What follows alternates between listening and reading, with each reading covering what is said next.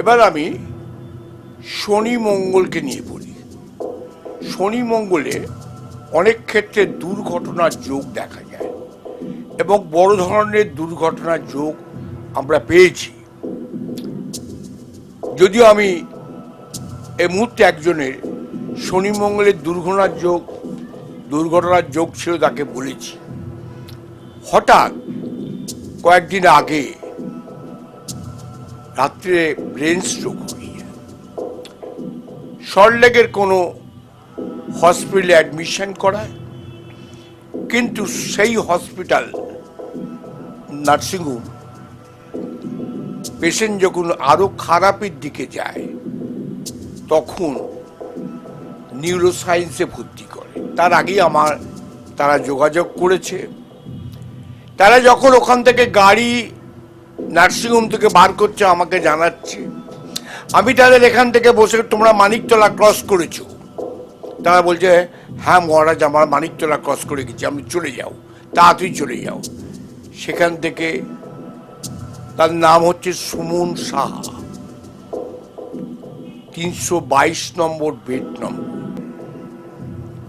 আজকে সেই নার্সিংহোমে দেওয়ার পর রাত্রি 11:30 ডাক্তার বোর্ড ডিসিশন নেয় যে ব্রেন অপারেশন করতে হবে। খুব ডেঞ্জার, রক্তক্ষরণ বন্ধ হচ্ছে না। আমাকে আবার টেলিফোন। আমি কোনো কিছু চিন্তা করে আমি মায়ের কাছে বসে আছি।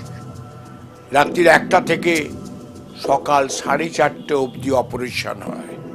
5টায় বেডে গিয়ে ডাক্তার জানায় অপারেশন সাকসেসফুল, কিন্তু পেশেন্টের জ্ঞান আসছে না।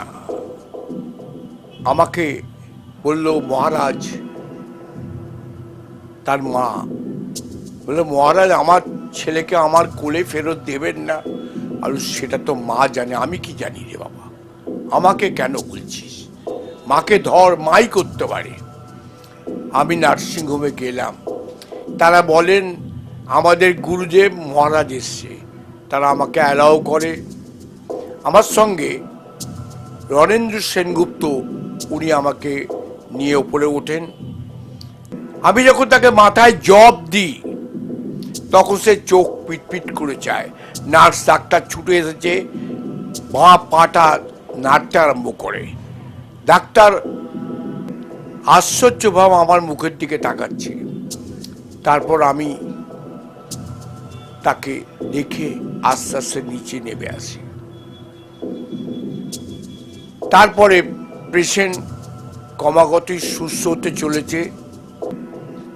আজ সকালে, অর্থাৎ আজ 21 তারিখ, আজ সকালে তাকে ভেন্টিলেশনে বাইরে নিয়ে এসছে।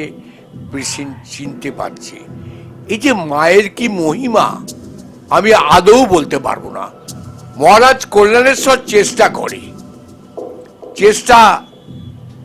মা তো জজ, আমি তো লয়ার।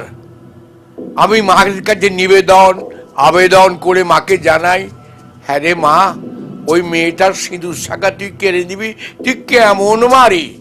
এই কথা বলে যখন মাকে জানাই, মা হয়তো মুগ্ধ হয়ে আমার চোখের জল, তারা যে প্রত্যেকে মাকে ডাকছে, সব কিছু মিলিয়ে মা হয়তো হাতটা তোলে। এর চেয়ে বড় কথা কি বলবো?